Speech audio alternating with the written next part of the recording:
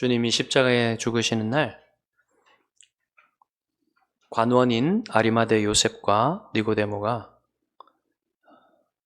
주님의 시신을 요구하고 주님의 시신을 내려다가 아리마대 요셉이 준비한 새로운 무덤, 한 번도 누구도 묻히지 않은 새 무덤에 예수님의 시신을 안장을 했습니다. 이것을 여인들은 멀리서 지켜볼 수밖에 없었습니다. 그리고 예수님이 그 무덤에 묻히신 것을 보고 그 무덤을 확인하고는 이제 날이 저물어 가기 때문에 안식일이 시작되었습니다.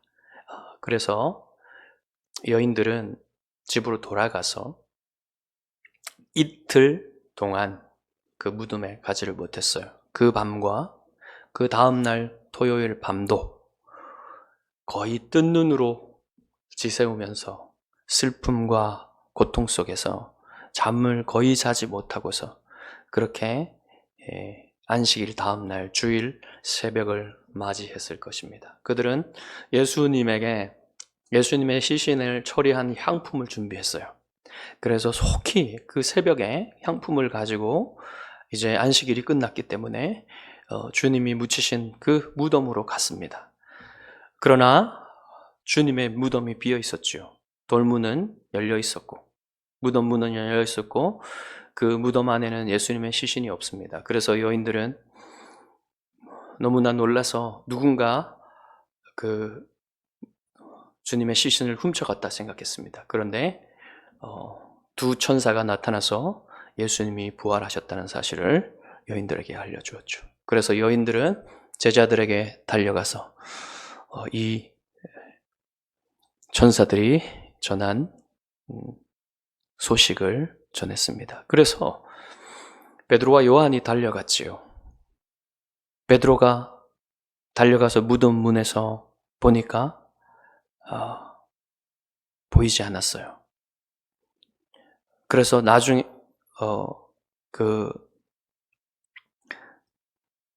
요한이 도착하고서 들어가 봅니다. 그래서 요한은 죄송합니다. 요한이 먼저 도착했고 그 다음에 베드로가 그 후에 도착해서 베드로가 들어갔죠. 그렇게 해서 무덤이 비어 있고 예수님을 쌌던 세마포와 두건이 따로 놓여 있는 것들을 보게 되었죠. 빈 무덤을 확인한 것입니다. 그래서 여기까지 이제 베드로와 요한이 이렇게 확인하고 다시 돌아가서 다른 제자들에게 말하는 거기까지 아마 이 엠마오로 가는 이 두 제자, 사도가 아닌 이 두 제자도 거기까지 듣고 거기까지 들었지만 그들은 이제 자기 마을로 예루살렘에서 약 한 11km 정도 떨어진 그 서쪽으로 11km면 한 2시간이면 갈 수 있는 걸어서 2시간이 아니라 한 3시간 빨리 그러면 3, 4시간 걸리는 한 4시간 정도는 잡아야 될 겁니다. 그 정도 걸리는 길을 가고 있었습니다. 이 두 사람은 혼란한 마음을 가지고 가고 있었어요. 지금 들은 얘기들이 혼란하겠죠. 천사들은 예수님이 다시 살아났다 하고 베드로는 가서 빈 무덤을 확인하고 왔죠. 그런 얘기를 듣고 지금 자기들의 마을로 엠마오로 가고 있는 거예요. 이 두 사람 중에 한 사람은 글로바라는 사람인데요. 이 사람이 누군지는 모릅니다.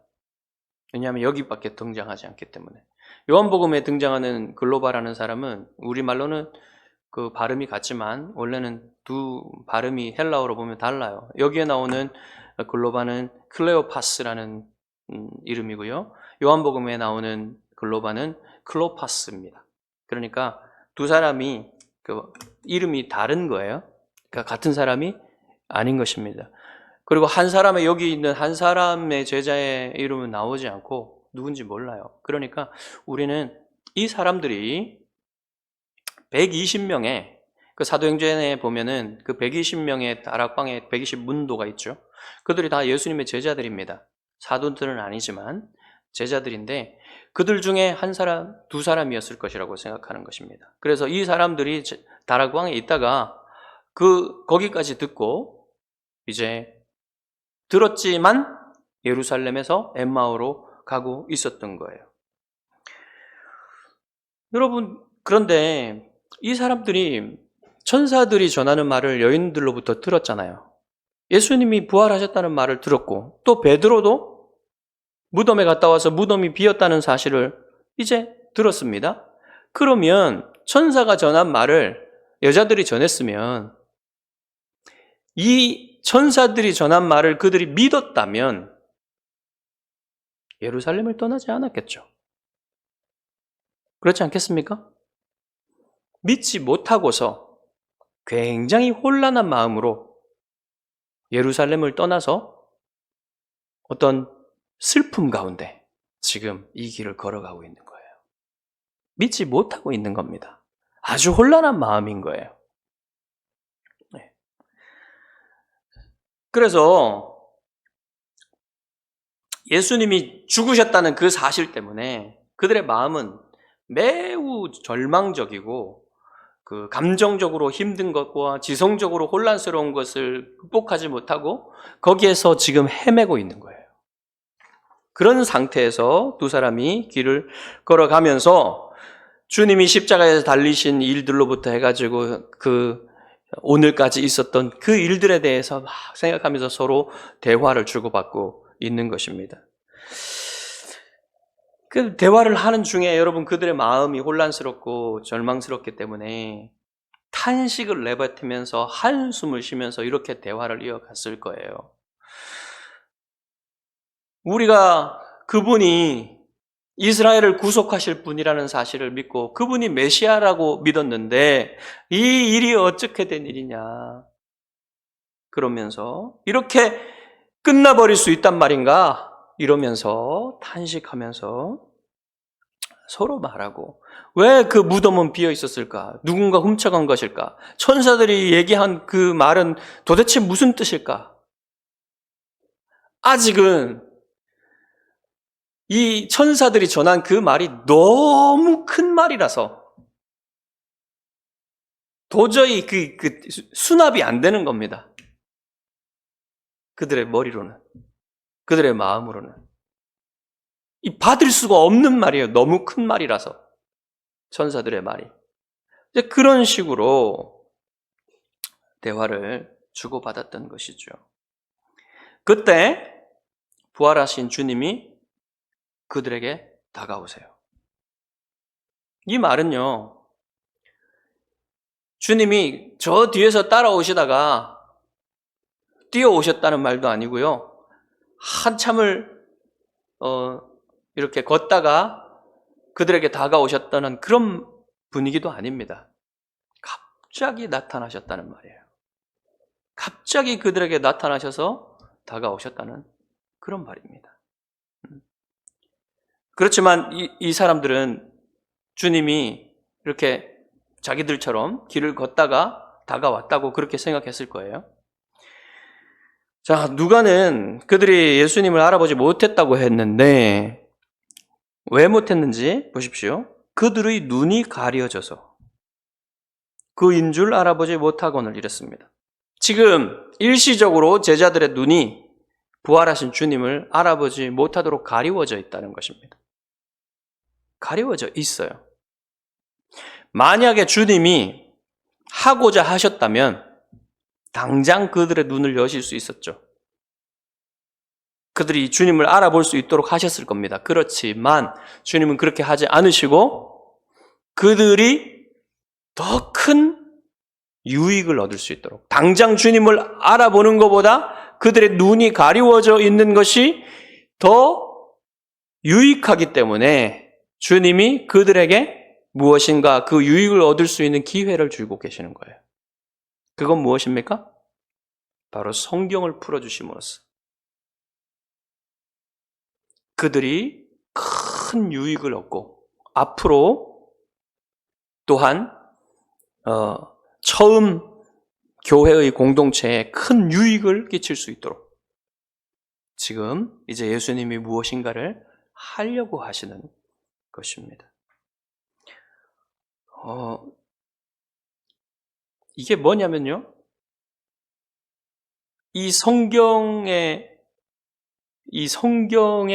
중심이시고 이 성경의 핵심이신 하나님 말씀 자신이 하나님의 말씀을 풀어주시겠다는 거예요.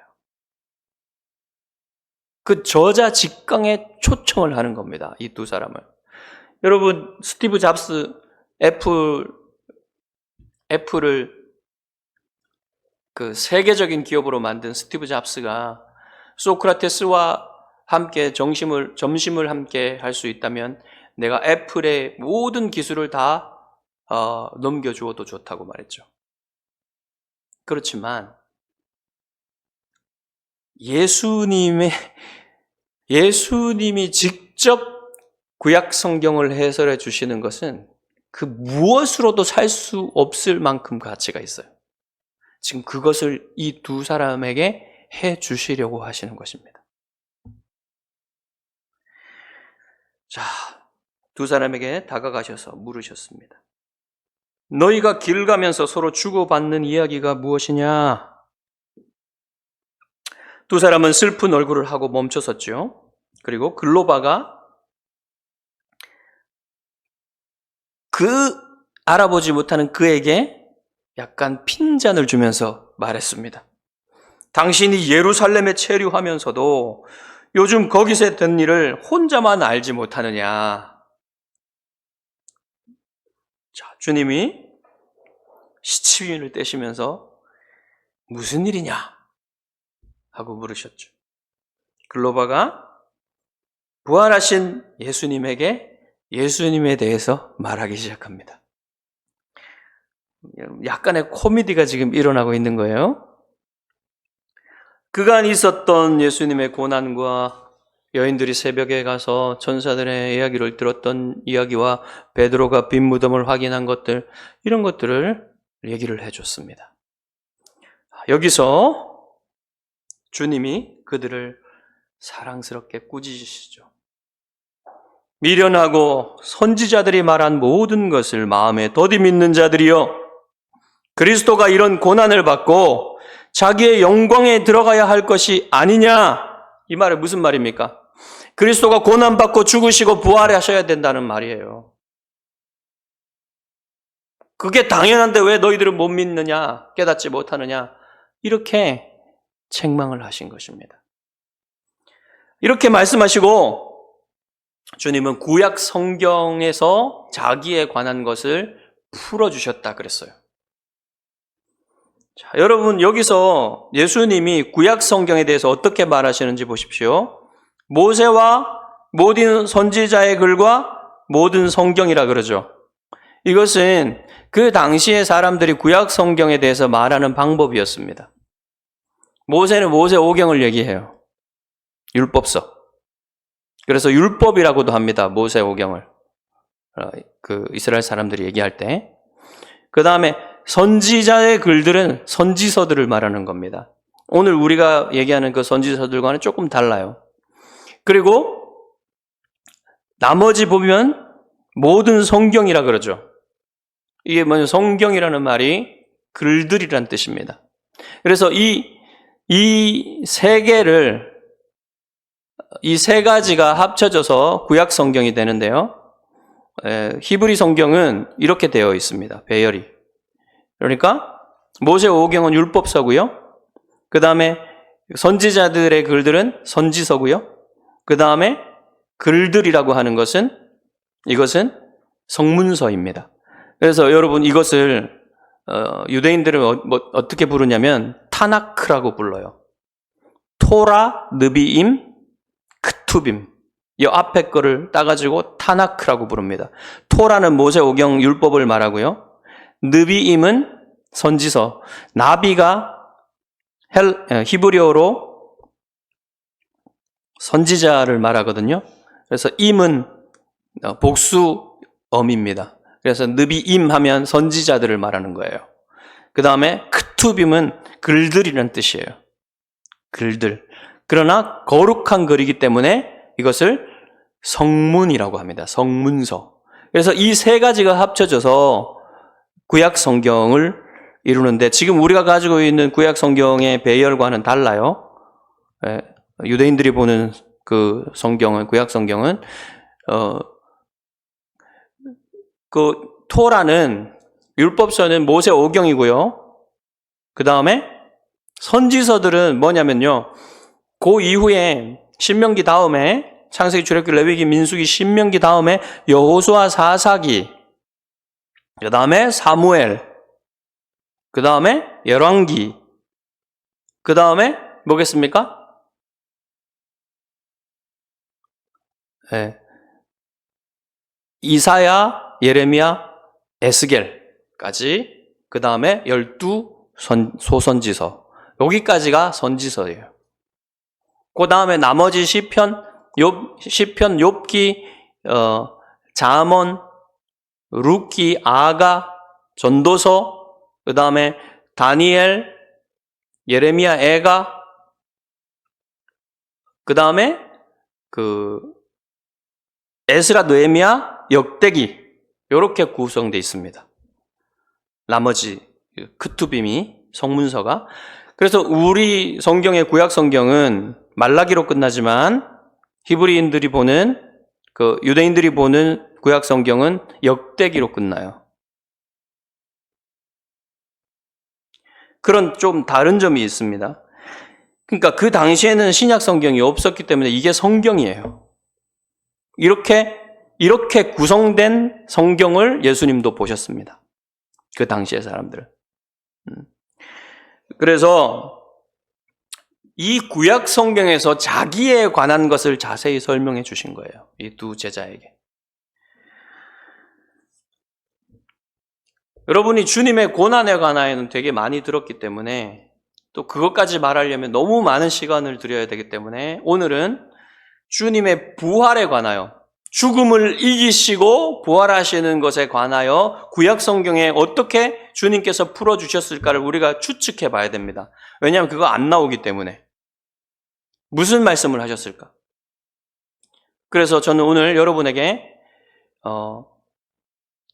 구약 성경에서 주님이 이들에게 무엇을 말씀해 주셨을까를 추측하면서, 그건 신약 성경에 따라서 그런 겁니다. 신약 성경을 볼 때 구약 성경에서 주님께서 부활에 관하여서 무슨 말씀을 해 주셨을지 우리가 추정해 보면서 한번 생각해 보도록 해보겠습니다. 자, 먼저 모세오경에서는 주님이 무슨 말씀을 하셨을까요? 무슨 말씀을 하셨는지는 우리가 알 수가 없어요. 하지만 이런 것을 말씀하셨을 수도 있다라는 것입니다. 그리고 신약 성경으로 볼 때 이런 것들은 실제로 예수님의 부활과 관련되어 있고 예수님의 부활을 예고하는 그러한 것들이기 때문에 지금 말씀을 드리는 거예요. 자, 먼저 여러분, 에덴 동산은 생명으로 충만한 곳이었죠. 왜 생명으로 충만한가 하면 그곳에 하나님이 사람들과 함께 계셨기 때문에 그래요. 하나님이 사람들과 함께 있으면 생명으로 충만한 것입니다. 아직 죽음이 거기에 없었어요. 그렇지만 아담이 불순종함으로 인해서 죄가 들어왔고, 죄가 들어왔기 때문에 죽음이 들어온 것입니다. 죽음이라는 것은 뭐냐면요, 영적으로는 하나님과 함께 있지 못하는 게 죽음이에요. 하나님과 단절된 겁니다. 끊어진 겁니다.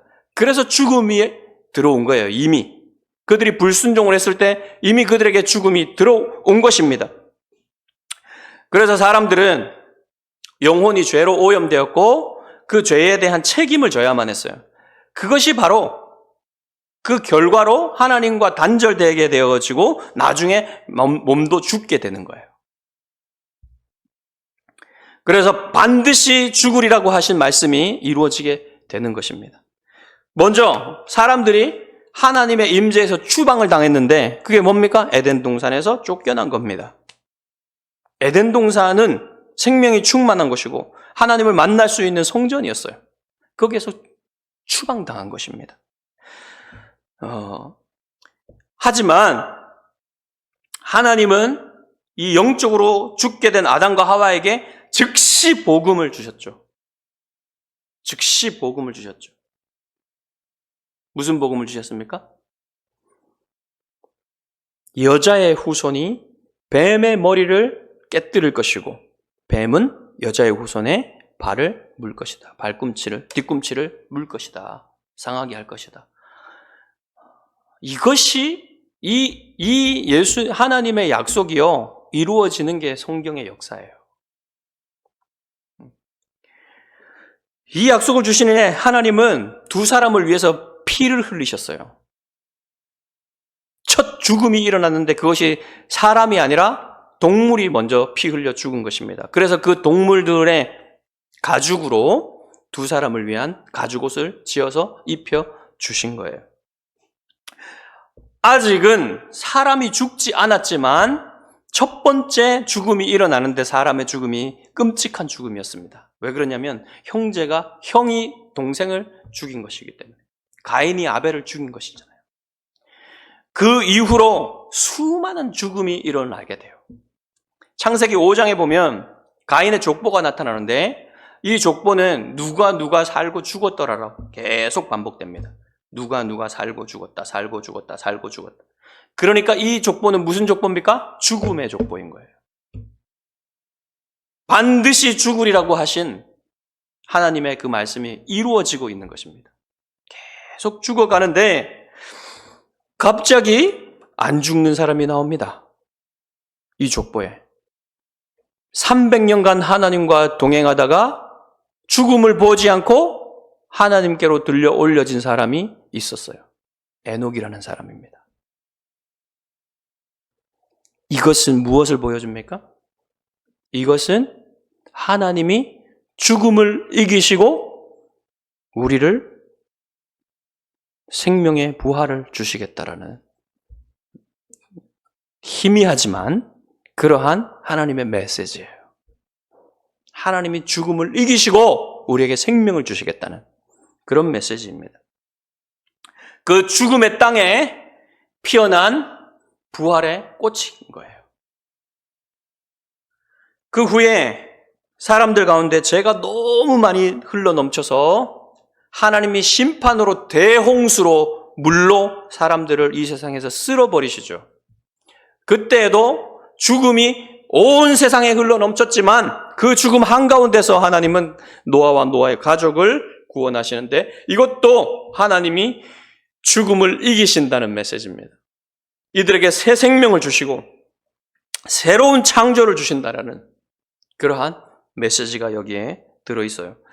그래서 노아의 자손들 가운데 하나님은 이제 아브라함을 택하셔서 본격적으로 죽음을 이기신다는 그가 택하신 백성 가운데서 죽음을 이기시고 부활을 주신다는 메시지를 더욱더 분명하게 주십니다. 아브라함을 부르셨는데 아브라함의 아내 사라가 불임이에요. 잉태를 하지 못합니다. 그래서 아브라함의 아내 사라가 90세가 될 때까지 잉태를 하지 못합니다. 그런데 하나님께서 그 태를 여셔서 이삭을 태어나게 하시는 것이죠. 이것은 무엇입니까? 하나님이 죽음을 이기셨다는 거예요. 죽은 것과 같은 사라의 몸에서 생명이 잉태되게 하시고 생명을 주셔서 태어나게 하시는 것이죠. 여기에서 하나님은 죽은 자에게서도 생명을 주실 수 있다라는 믿음을 갖게 돼요. 그래서 하나님께서 아브라함에게 이삭을 제물로 바치라고 하실 때 아브라함은 내가 이삭을 하나님께 죽여서 바치더라도 하나님께서 이삭을 다시 살리실 것을 믿었습니다. 왜 그러냐면 하나님께서는 이 이삭을 통해서 아브라함의 자손을 수없이 많게 해주시겠다고 약속하셨기 때문에 그 약속을 하나님께서 이루어 주실 것을 믿은 거예요. 하나님이 죽음을 이기시고 부활시키실 것이라는 것을 믿은 겁니다. 아브라함의 부활 신앙입니다. 아브라함이 부활을 믿은 거예요. 그 후에 이제 드디어 하나님은 아브라함으로부터 이스라엘을 큰 민족으로 만드셨죠. 근데 이 민족이 애굽에서 죄와 마귀의 종노릇하듯이 애굽의 바로의 종이 되어서 중노동을 하면서 종으로서 고통당하며 살고 있었죠. 그래서 하나님께서는 이 죄와 마귀와 죽음의 종노릇하는 이 이스라엘 백성들을 끌어내시는 것을 통해서 바로 부활 생명의 승리를, 죽음을 이기시는 하나님이심을 다시 한번 보여주시는데, 이것은 개인이나 가족의 차원이 아니라 큰 민족, 큰 공동체 차원에서 이렇게 하시기 때문에 또한 발전이 있는 거예요. 그래서 출애굽은 죄와 마귀와 죽음의 종노릇하는 자기 백성들을 구원하시고 생명으로 나오게 하시는, 그들의 죽음을 이기시고 생명으로 나오게 하시는, 부활시키시는 하나님의 능력을 보여주는 것입니다. 이것은 에덴 동산에서 추방당하는, 즉 하나님의 임재, 하나님과 함께 있는 것에서 추방당하는 하나님의 백성을 반대로 돌리는 거예요. 이제는 하나님께로 돌리는 것입니다. 하나님과 함께 있는 곳으로 돌리는 것입니다. 죄와 죽음과 마귀의 종노릇하며 사망 안에서, 죽음 안에서 눌려 있었던, 짓눌려 있었던 그 사람들을 이제 생명으로, 하나님의 생명 안으로 다시 불러들이는 일을 하고 계시는 것입니다. 그래서 죽음의 땅에서 생명의 땅으로 나아가게 하시는 거예요. 심지어 홍해라는 엄청난 물도 이제 이 사람들을 죽음에 가두어 둘 수 없다는 사실을 하나님은 홍해를 가르고서 그곳을 빠져나가게 하심으로써 이들에게 부활 생명을 주셨다는 것을 알게 하시는 것입니다. 하나님께서 애굽에서 이끌어내신 이스라엘 백성이 어디에 갔습니까? 시내산에 갔죠. 시내산에서 하나님은 그들에게 무엇을 주십니까? 말씀을 주시고 율법을 주시고, 에덴 동산에서 아담에게 언약의 말씀을 주신 것처럼 이들에게 말씀을 주시고 언약의 말씀을 주시고 그들이 하나님과 함께 있을 수 있는 성막을 주십니다. 성막은 에덴 동산의 이미지들로 가득해요. 에덴 동산에는 생명나무가 있었어요. 그 생명나무의 열매를 먹으면 영생하는 나무입니다. 그 생명나무를 상징하는 7 금초대가 빛을 비추고 있었어요. 그리고 하나님의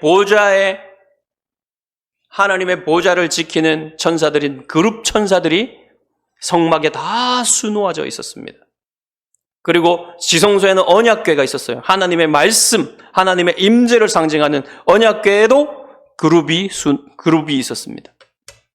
이 모든 것들은 다 에덴 동산을 지금 여기에다 갖다 놨다라는 것입니다. 하나님이 그들과 함께 하신다라는 사실. 그것이 바로 성막이라는 거예요. 어떻게 할 수 있습니까? 제사장과 제사 제도를 통해서, 종물의 피 제사를 통해서 피 흘림이 있으면 그들이 하나님께 용서를 받고 하나님과 함께 할 수 있다는 사실을 이 성막을 통해서 보여주시는 거예요. 이제 하나님께서 이 성막을 통해서 죽음 가운데 있는 백성들을 생명 가운데로, 에덴 동산으로 다시 불러주신다는 사실을 보여주시는 것입니다.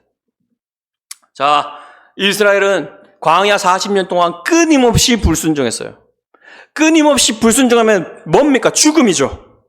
그런데 끊임없이 불순종한 이스라엘이지만 하나님께서 그런 백성들에게 완전히 소멸이 아니라 그들을 살리셔서 새로운 세대는 약속의 땅에 들어가서 그것을 정복하게 하시는 것을 통해서도 하나님이 죽음을 정복하시고 이기신다는 것을 보여주시는 거예요. 그래서 하나님은 이제 여호수아를 일으키셔서 여호수아를 통해서 이스라엘 백성을 인도하셔서 여호수아를 이끄는 이스라엘 백성은 믿음으로 그 땅을 정복하는 겁니다. 그것은 죽음과 죄와 마귀를 정복하는 거예요.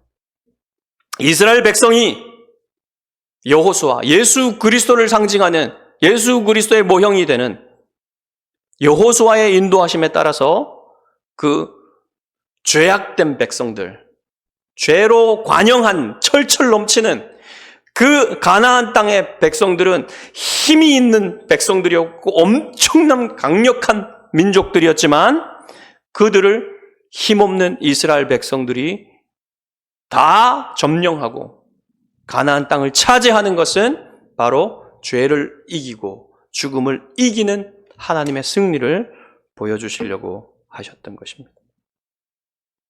이 광야 생활의 끝에 하나님은 모세를 통해서 모세와 같은 선지자 하나를 일으키실 것이라는 사실을 이 모세오경 끝에 약속해 주셨어요. 그게 뭐냐면 내 하나님 여호와께서 너희 가운데 내 형제 중에서 너를 위하여 나와 같은 선지자 하나를 일으키시리니, 나는 모세를 말합니다. 모세와 같은 선지자 하나를 일으키시리니 너희는 그의 말을 들을지니라. 바로 예수 그리스도, 예수님 자신이 바로 그 선지자라는 사실을 말씀하신 것이에요. 이렇게 모세오경 안에서 예수 그리스도께서 바로 이 죽음을 이기시고 우리에게 생명을 주시는, 부활을 주시는 하나님의 아들 메시아라는 사실을 이렇게 어렴풋하게나마 보여주신 거예요. 그 다음에 이제 선지서에서 더욱더 분명하게 그것을 말씀해 주시는데요. 우선 아까 말씀드린 것처럼 여호수아는 이제 선지서에 들어갑니다. 이들의 성경에서는 여호수아가 이제 가나안 땅을 정복한 것. 그 다음에 사사기에서는 여러분, 사사기는 마치 여기에는 생명의 일, 죽음을 이기는 부활의 일이 없는 것 같지만 여러분, 사사기도 그 부활의 생명의 능력을 전하는 말씀이에요. 어떻게 해요? 사사기 보면 백성이 죄를 지으면 하나님께서 이방 민족을 통해서 그들을 압제하시고 그들을 죽이시고 이렇게 하십니다. 심판하십니다. 그러면 백성이 고통 가운데 하나님께 용서해달라고 부르짖습니다. 그러면 하나님께서 사사를 보내셔서 그들을 구원하세요. 이 패턴이 계속됩니다. 이 패턴은 무엇을 보여줍니까? 하나님께서 이러한 죄 가운데 죽음의 종로로 타는 백성임에도 불구하고 예수 그리스도의 그림자인 사사들을 보내셔서 그들을 구원하신다는 사실을 보여주는 겁니다. 그리고 이 사사기 끝에 가면 사무엘이 등장하는데 사무엘의 어머니가 한나예요. 한나는 불임이었어요. 생명을 잉태할 수 없어요. 그런데 그가 열심히 하나님 앞에 부르짖습니다. 하나님의 뜻을 이루어 달라고. 그렇게 부르짖을 때 하나님께서는 사무엘을 주셔가지고 이 사무엘로 하여금 이스라엘의 새로운 영적인 부흥을 이끌고 이 사무엘로 하여금 다윗에게 기름 부어서 다윗을 왕으로 삼습니다. 그래서 이 다윗의 때에 하나님께서는 정말로 더욱더 분명한 예수 그리스도에 대한 계시를 주시죠.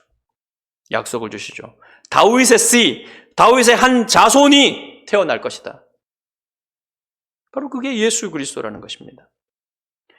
그럼 다윗의 입으로 시편에 무슨 말씀을 하시냐면 많은 물에서 이스라엘을 건지실 분이 바로 그분이다라는 거예요.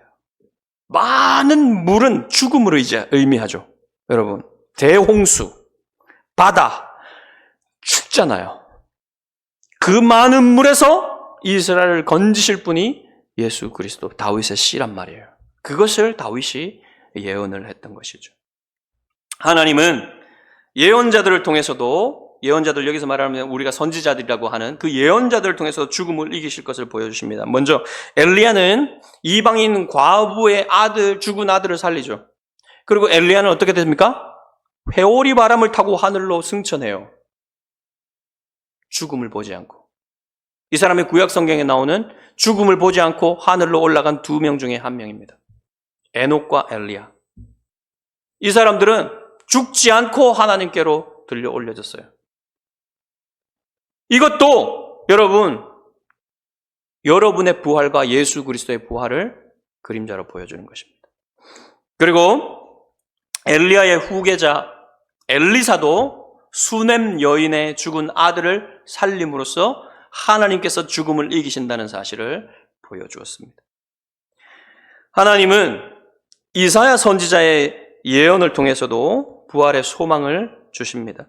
또 이 산에서 모든 민족의 얼굴을 가린 가리개와 열방 위에 덮인 덮개를 제하시며 사망을 영원히 멸하실 것이라. 주 여호와께서 모든 얼굴에서 눈물을 씻기시며 자기 백성의 수치를 온 천하에서 제하시리라. 여호와께서 이같이 말씀하셨느니라.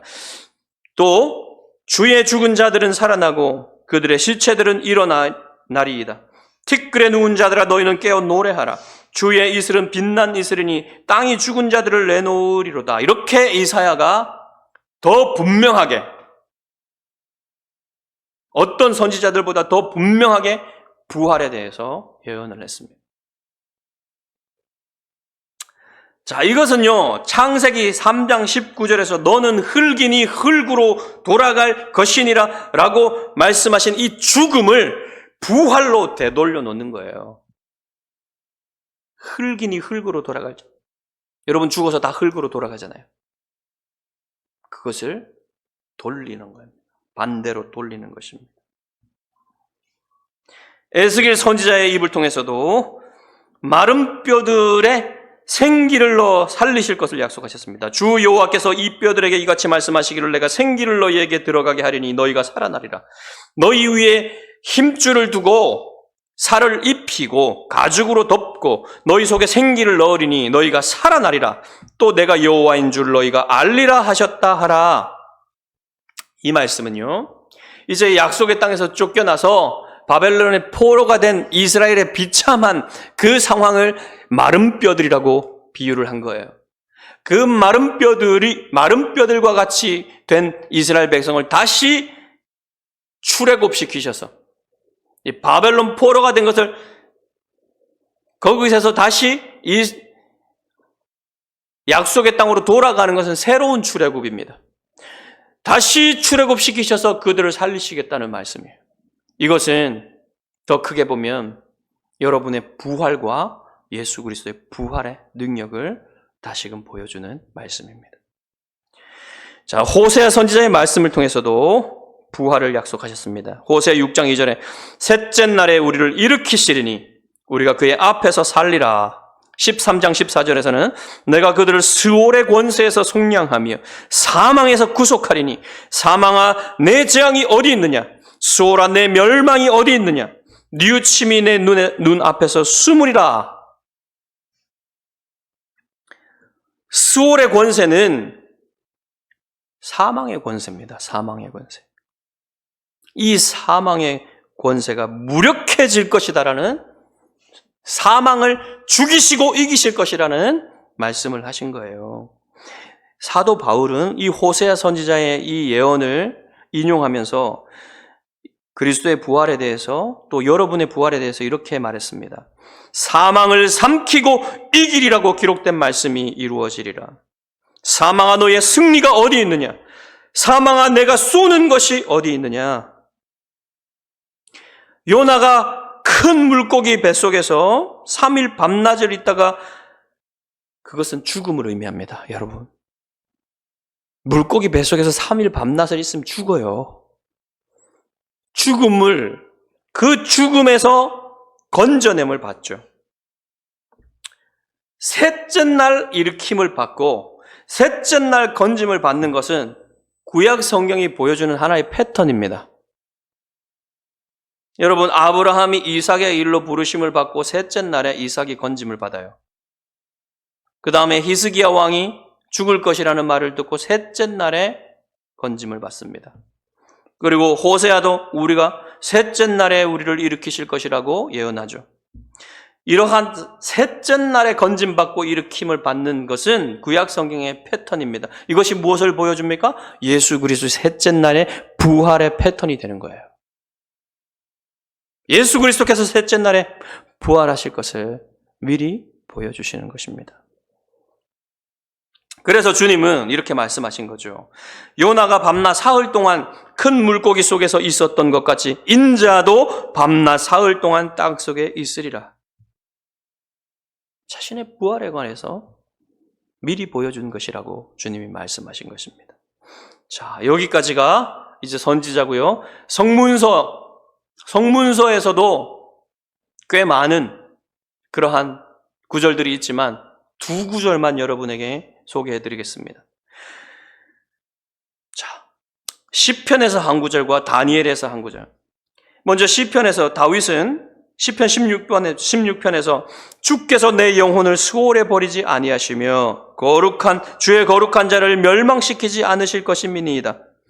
베드로는 이 말씀, 다윗이 말한 이 말을 가지고 성령께서 강림하신 오순절날 설교를 할 때 이것이 그리스도의 부활을 말한 것이다라고 분명히 얘기했어요. 다니엘도 성도의 부활에 관해서 중요한 예언을 했습니다. 땅의 티끌 가운데에서 자는 자 중에서 많은 사람이 깨어나 영생을 받는 자도 있겠고 수치를 당하여서 영원히 부끄러움을 당할 자도 있을 것이며 땅의 티끌 가운데에서 자는 자들은 누굽니까? 성도들입니다. 성도들. 성도들이 깨어나 영생을 받을 거라고 그랬어요. 그리고 성도들이 아닌 불신자들도 깨어나는데 이들은 영원한 수치를 받기 위해서 깨어난다 그랬습니다. 여러분, 이 모든 구약 성경들이 무엇을 말하고 있습니까? 하나님이 죽음을 이기시고 부활을 주실 것이다라는 것을 말하고 있는 거예요. 여러분, 구약 성경은 예수 그리스도의 부활과 여러분의 부활에 대해서 말하지 않았던 것 같죠? 그렇지 않습니다. 가득 차 있어요. 구약 성경은. 예수 그리스도의 죽으심과 부활로 가득 차 있습니다. 자, 이렇게 길 위에서 위대한 강의가 계속되다가 이제 드디어 엠마오에 가까이 왔습니다. 그래서 예수님은 그 마을을 지나쳐서 계속 가시려고 합니다. 그냥. 그러니까 이 두 제자가 강권하여서 가지 마십시오. 지금 날이 다 저물었습니다. 그러면서 우리 집에 가서 머무십시오. 왜냐하면 여러분, 그 날이 저물었는데 손님을 보내는 건 그 당시에 그런 문화가 아니었어요. 당연히 그 초청을 해서 이렇게 대접을 하는 것이 맞습니다. 그런데 더욱 그런 것은 이렇게 감동적이고 위대한 말씀을 풀어주시는 선생님을 어떻게 그냥 보냅니까? 더 대화하고 싶고 더 듣고 싶죠. 그래서 그들은 집으로 모시고자 강권했습니다. 억지로 끌고 가고자 했어요, 예수님을. 그래서 예수님은 그들과 함께 그 집으로 갔습니다. 그래서 음식을 내어오니까 예수님이 빵을 들고 하나님께 감사 기도를 드리시고 축복을 하는 말을 하고 난 후에 그들에게 떼어 주었습니다. 사실 이것은요, 주인이 하는 행동이에요. 손님이 하는 행동이 아닙니다.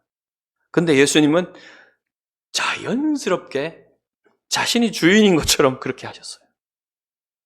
이렇게 할 때 그 제자들의 눈이 뜨여졌습니다. 예수님인 줄을 알아본 거예요. 그 예수님인 줄 알아보는 순간 예수님은 그들의 눈앞에서 사라지셨습니다.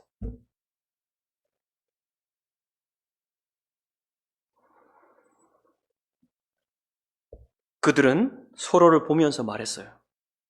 길에서 우리에게 말씀하시고 우리에게 성경을 풀어주실 때에 우리 속에서 마음이 뜨겁지 아니하더냐. 예수님이 하나님의 말씀을 풀어주실 때 그 속에서 불같은 뜨거움이 일어났다는 거예요. 여러분, 이게요, 이 사람들이 아직 예수님이 부활하셨다는 것을 알기 전이고 믿기 전입니다. 그럼에도 불구하고 하나님의 말씀이 해설되어지고 하나님의 말씀이 깨달아지고, 특히 그 하나님의 말씀이 예수 그리스도의 죽으심과 부활에 관한 말씀이라는 사실이 깨달아졌을 때 이들의 마음이 불타오른 거예요. 이들은 자신들이 메시아라고 생각하는 예수님이 죽으셨을 때 소망이 상실되었습니다. 혼란과 두려움과 슬픔이 이들의 마음을 붙잡고 있었어요. 그런데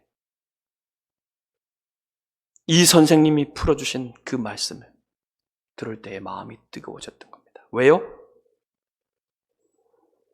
메시아는 고난받고 죽어야 되고 다시 살아나야 된다는 말씀을 구약 성경을 통해서 깨달은 거예요. 부활하신 예수님을 보기 전에 그것을 깨달은 겁니다. 이들은 이 말씀을 통해서. 그리고 그것을 그들의 눈으로 본 거예요. 그 구약 성경이 말하는 모든 것들이 이루어졌다는 것을 그들의 눈으로 본 거예요. 어마어마한 일이 일어났습니다. 그래서 그들은 가만히 있을 수 없어요. 여러분의 마음에도 이런 일이 일어나기를 바랍니다. 여러분이 하나님의 말씀을 깨달을 때, 하나님의 말씀이 바로 예수 그리스도에 관한 말씀인 것을 깨닫고, 여러분이 이 하나님의 말씀을 들을 때에 예수 그리스도에 관한, 예수 그리스도의 복음을 들을 때에 여러분의 마음이 뜨거워지고 여러분의 마음이 불타올라서 이것을 다른 사람에게, 모르는 사람에게 전하지 않고는 견딜 수 없는 그런 뜨거움이 여러분의 마음에 있기를 바랍니다. 이것을 아는 것은, 이것을 믿는 것은 여러분, 이 세상의 그 어떤 것도 여러분에게서 이 확신과 이 놀라움과 이 보화와 같은 이 가치를, 비교할 수 없는 이 가치를 여러분이 이것보다 더 좋은 것을 발견할 수 없는 그런 것이에요. 여러분이 그것을 발견했을 때 여러분, 다른 어떤 것도 여러분 안에서 더 귀해지는 것은 없을 것입니다. 마치 밭에서 일하다가 그 밭에서 엄청난 보물 상자를 발견한 농부처럼 모든 재산을 팔아서 그 밭을 살 것입니다. 바로 그런 뜨거움이에요. 그런 뜨거움이 하나님의 말씀을 깨달을 때 일어나는 것입니다.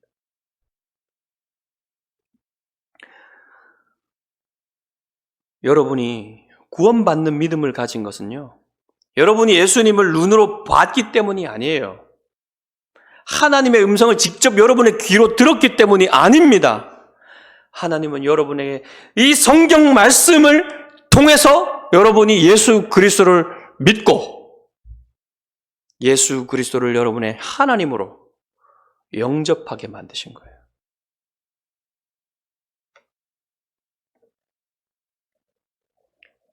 여러분이 이 하나님 말씀을 통해서 예수 그리스도를 알고 믿고 그분을 여러분의 하나님으로 받아들이셨다면 여러분 안에는 생명이 있는 것입니다.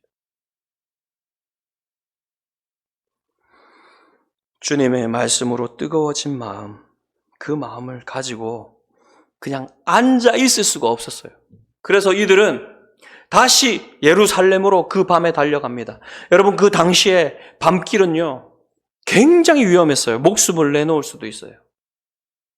강도들의 위협이 있기 때문에. 그렇지만 그런 것들을 아랑곳하지 않고 그 밤길을 달려서 예루살렘으로 다시 돌아갑니다. 그래서 예루살렘으로 가보니까 11 제자들과 다른 제자들이 그곳에 모여 있었는데 이미 그들이 예수 그리스도께서 부활하셨다는 사실을 알고 있었어요. 베드로에게 예수님이 나타나신 것입니다. 여자들에게 예수님이 나타나신 것입니다.